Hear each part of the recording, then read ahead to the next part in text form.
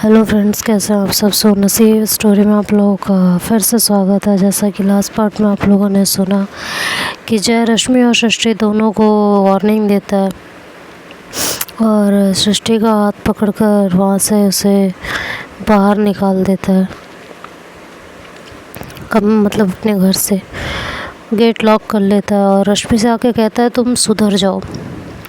रश्मि कहती है तुम ये सब करके क्या साबित करना चाहते हो। तुमने आज क्या कहा है कि तुम अपने बच्चों को भी दांव पे लगा दोगे। तुम्हें अपने बच्चों से भी प्यार नहीं है सीरियसली। तो कहता है कि तुम्हें जो समझना है तुम समझ सकती हो, आई डोंट केयर, बट एक बात याद रखना, मुझे अगर सृष्टि यहाँ पे दिख गई ना दोबारा तो तुम्हारे लिए तो बिल्कुल अच्छा नहीं होगा, बाकी किसी के लिए हो और चाहे ना हो। समझ गई तुम। और ये मैं ना हवाबाजी नहीं कर रहा हूँ, ये मैं सच कह रहा हूँ और जो मैं कहता हूँ वो मैं करता हूँ। ये बात तुम बहुत अच्छे से जानती हो। तुम्हें क्या लगता है ये सब करके क्या हासिल कर लोगे। मुझे जो हासिल करना है वो मैं कर लूँगा, तुम्हें बताना ज़रूरी नहीं समझता। अब मेरा दिमाग खाना बंद करो और अपने काम पे ज़्यादा ध्यान दो। आइंदा मुझे वो यहाँ नहीं दिखनी चाहिए बस। तो रश्मि जय का ये रूप देख के और ज़्यादा टेंशन में आ जाती है। इधर सृष्टि उसे कॉल करती है तुरंत ही। तो रश्मि कॉल पिक करती है और कहती है मना किया था ना मैंने कि कुछ दिन सब्र कर लो, लेकिन तुम्हें भी मेरी बात कहाँ सुननी होती है। तुम्हें भी वही करना है जो मैं मना करती हूँ। तो कहती है तुम्हें जो समझना है समझो, मैं तुम्हारे बिना नहीं रह सकती हूँ। समझ में आ गया तुम्हें। और जय की खोखली धमकियों से मैं डरती नहीं हूँ, उसे जो करना है वो कर ले, मुझे उससे डर नहीं लगता। वो जिसे डराना चाहता है उसे डराए, मुझे नहीं डरा पाएगा। इतने में जय आके हाथ से फ़ोन छीन लेता है और सृष्टि कह रही होती है कि मैं तुमसे मिलना कभी नहीं छोड़ूंगी, कभी भी नहीं। और मुझे ना उससे डर नहीं लगता। तुम क्या चाहती हो तुम बताओ। तो जय कहता है तुम नहीं सुधरोगी ना। तुम्हें मैं प्यार से समझा लूँ, गुस्से से समझा लूँ, धमका के समझा लूँ, चाहे जैसे समझा लूँ ना, तुम्हें नहीं सुधरना। तुमने कसम खा रखी है कि तुम्हें वही काम करना है जिस काम से मुझे इरिटेशन होगी। सृष्टि कहती है अच्छा, अब तुम्हारी इतनी औकात हो चुकी है कि तुम मेरा फ़ोन छीन रहे हो, मतलब रश्मि का फ़ोन छीन रहे हो। तो कहता है मैंने तुम्हें बोला था रश्मि से दूर रहो, ना उससे बात करोगी और ना ही उसके इर्द गिर्द होगी। लेकिन तुम्हें मेरी बात समझ नहीं आती ना, दिमाग में तो कुछ और भरा हुआ है लग रहा है तुम्हारे। मेरी बात तुम्हें समझ आएगी भी नहीं। तुम्हें ना सबक सिखाना ही पड़ेगा। ये कह के वो कॉल कट कर देता है और गुस्से में घर से बाहर जाने लगता है। तो रश्मि जय के सामने आ जाती है। वो कहती है क्या करने जा रहे हो आप। हाँ, गुस्से में इतने पागल मत हो, बहन है वो आपकी। तो वो रश्मि को झटक देता है, कहता है तुम्हें पहले ही बोला था ना, मैं तुम्हें अपने पास रखने के लिए किसी भी हद तक जा सकता हूँ। मुझे किसी रिश्ते की कोई परवाह नहीं है, लेकिन तुमने मेरी बातों को मजाक में उड़ा दिया। अब खुद भुगतो। समझ में आया। अब मेरी गलती किसी चीज़ पे मत देना तुम। मैंने तुम्हें पहले ही वार्न किया था, लेकिन मेरी वार्निंग तो धमकियाँ लग रही है ना, गीदड़ भपकियाँ लग रही हैं। तो रश्मि आके उसके पैरों में गिरने लगती है, कहती है प्लीज़ ऐसा कुछ भी उल्टा मत करना जिससे उसकी ज़िंदगी ख़राब हो, प्लीज़। वो रश्मि की एक नहीं सुनता और उसे वैसे ही ज़मीन पे पड़ा हुआ छोड़ के वहाँ से बाहर आ जाता है। सीधे अपनी गाड़ी स्टार्ट करता है और सृष्टि के फैकल्टी कॉलेज जहाँ वो प्रैक्टिस करती है वहाँ पहुँच जाता है। वहाँ जाके पूछता है इंक्वायरी ऑफिस पे कि सृष्टि नाम की लड़की है, वो कौन से फ्लोर पे है या कौन से डिपार्टमेंट में है, उनकी सीनियर कौन है। तो वहाँ भी पूछताछ होती है कि आप क्यों पूछ रहे हो भाई। तो बताता है कि मैं उसका भाई हूँ और उसकी तबीयत ठीक नहीं है, उसके एग्ज़ाम भी आने वाले हैं, तो मुझे उनके सीनियर से मिल के कुछ बात करनी है। तो वो बता देते हैं कि भाई यहाँ मिलेगी, चले जाओ। वो सीधे उसी डिपार्टमेंट में पहुँचता है। वहाँ उसकी सीनियर डॉक्टर होती है, वो बैठी हुई होती है। नॉक करता है, कहता है मैम मैं अंदर आ सकता हूँ, मुझे आपसे ज़रूरी बात करनी है। तो कहती हैं हाँ आइए। आप कौन, मैंने आपको पहचाना नहीं। तो कहता है मैं सृष्टि का भाई हूँ जो आपके अंडर शायद प्रैक्टिस कर रही है। तो कहते हैं अच्छा आप हैं सृष्टि के भाई, आपके बारे में तो बहुत बात करती है आपकी बहन। अब तो खैर काफ़ी दिनों से नहीं किया, लेकिन पहले आपके बारे में बहुत बातें करती थी, आइडियल थे आप उसके। तो कहता है जी मुझे उसी के बारे में आपसे कुछ कहना है। कहती है कि जी कहिए।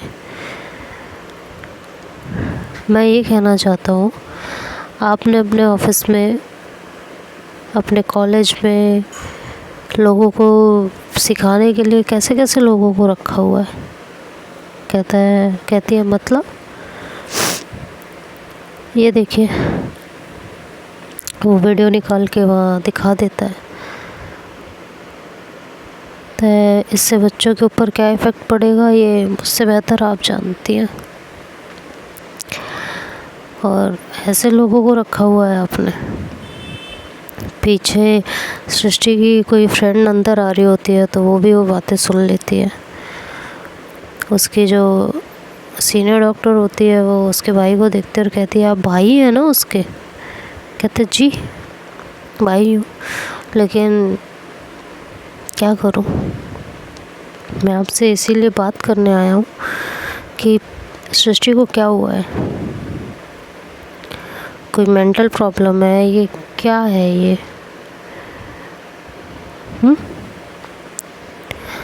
आप साइकेट्रिस्ट है ना, तो आपको तो बेहतर पता होगा, आप सृष्टि को समझा सकती हैं, उसको इस झमेले से निकाल सकती हैं। पता नहीं उसके दिमाग में क्या चल रहा है। सृष्टि की जो सीनियर डॉक्टर होती है वो बहुत देर तक जय की तरफ देखती रहती है। हालांकि सृष्टि के इस वीडियो स्कैंडल से उसको भी, सॉरी स्कैंडल नाम लिया जो कि सही नहीं है, प्यार है, बट उनके लिए तो स्कैंडल ही था। वो काफ़ी हैरान रहती है क्योंकि उन्हें सीरियसली सृष्टि से ऐसी कोई उम्मीद नहीं थी। और वही सोच, दो लड़कियों के बीच ऐसा कैसे हो सकता है। तो कहती है कि मैं उससे बात करूँगी और उसे क्या प्रॉब्लम है ये जानने की कोशिश करूँगी, आप बेफिक्र रहिए। कहता है थैंक यू, मुझे आपसे यही उम्मीद थी कि आप मुझे निराश नहीं लौटाएंगी। So thank you so much. ये कह के वो कहता है कि प्लीज़ मैं अपनी बहन को इस दलदल से बाहर निकालना चाहता हूँ। ऐसे एक लड़की हो के एक लड़की की तरफ तो कहती है हो सकता है दूसरी लड़की ने उसको बरगलाया हो। तो कहता है ऐसा नहीं हो सकता कि आप इतने श्योरिटी के साथ कैसे कह सकते हैं। तो दूसरी जो लड़की है ना वो मेरी बीवी है और मैं उसे बहुत अच्छे से जानता हूँ, वो ऐसा कुछ कभी कर ही नहीं सकती। ये सब सृष्टि का ही किया धरा है। हमारी शादी को कई साल हो चुके हैं, मैंने आज तक अपनी बीवी को कभी कुछ गलत करते नहीं देखा। वो पूरी लॉयल है मेरे साथ। ये जो कुछ किया है ये इसी ने किया है। आप इसे समझाइए कि कम से कम अपने भाई का घर तो ना बर्बाद करे। आप समझ रहे होंगे। सोचिए आपकी जब मैंने ये सब देखा तो मेरे दिल पे क्या बीती होगी कि मेरी बीवी के साथ कोई और नहीं, मेरी खुद की बहन है। तो कहते हैं वो कहती है कि मैं समझ सकती हूँ, आप में बहुत हिम्मत है जो आपने ये सब बर्दाश्त कर लिया। सच में आप बहुत हिम्मत वाले हैं। ये कह के वो उसे आश्वासन देती है कि वो सृष्टि से बात करेगी और कुछ साइकोलॉजी दिक्कत है उसको, मैं उससे बात करके उसे समझाने की कोशिश करूँगी। कहते हैं थैंक यू। कह के वो वहाँ से निकल जाता है। उसकी फ्रेंड भी साइड में छुप जाती है। अब उसकी फ्रेंड ने सारी बातें सुनी होती हैं, वीडियो देखी होती है, दूर से ही देखी होती है लेकिन देखी होती है। ये बात धीरे धीरे करके सृष्टि के हर एक फ्रेंड को पता चल जाती है। और जब सृष्टि अगले दिन कॉलेज आती है तो सब उसे अजीब सी निगाहों से देख रहे होते हैं। कॉलेज आके वो अपने दोस्तों के पास आती है और कहती है और कल तो मैं आई नहीं थी, कल क्या पढ़ाया गया थोड़ा सा तुम ही लोग बता दो। तो उसके दोस्त कहते हैं सृष्टि यार मुझे ना अभी थोड़ा सा काम है, मैं तुझसे बाद में मिलता हूँ। ये कह के वो साइड हो जाता है। वो अपने दूसरे फ्रेंड की तरफ देखती है, कहती है तुझे भी काम है क्या। कहता है यार एक्चुअली मुझे मेरी गर्लफ्रेंड ने बुलाया है तो मुझे अपनी गर्लफ्रेंड के पास जाना है। हाँ सृष्टि गर्लफ्रेंड के पास, तो मैं बाद में मिलता हूँ। वो भी चला जाता है। सृष्टि को समझ नहीं आ रहा होता कि क्या हो रहा है। तो कहती है आज लग रहा है सारे ही बिजी हैं। हाँ तो वो वहाँ से हट जाती है और अपने डॉक्टर के पास जाती है और कहती है कि हेलो मैम मैं कैबिन। तो कहते हैं यस मैं आपका इंतज़ार कर रही थी सृष्टि, आइए। तो सृष्टि अंदर आती है और कहती है मेरा इंतज़ार, कल मैं आई नहीं थी इसलिए। तो कहते हैं नहीं नहीं मुझे तुमसे कुछ ज़रूरी बात करनी है। जी मैम कहिए। सृष्टि कोई प्रॉब्लम है तुम्हारे साथ। कहती है नहीं मैम, मुझे क्यों कोई प्रॉब्लम होने लगी। देखो सृष्टि मुझे अपना दोस्त समझो और अगर कोई प्रॉब्लम है तो मुझसे शेयर करो, दोनों मिलके उसका सॉल्यूशन निकालेंगे ना। कहती है मैम कोई प्रॉब्लम हो तब तो शेयर करूं। तो कहती है एक लड़की हो के एक लड़की के साथ रिलेशन बनाना क्या सही है। ये सुनते ही तो सृष्टि का माथा घूम जाता है। वो बिल्कुल शॉक्ड हो जाती है। कहती है मैम आप क्या कह रही हैं, मुझे कुछ समझ नहीं आ रहा। सृष्टि, तुम्हें अच्छे से पता है मैं क्या कहना चाह रही हूँ,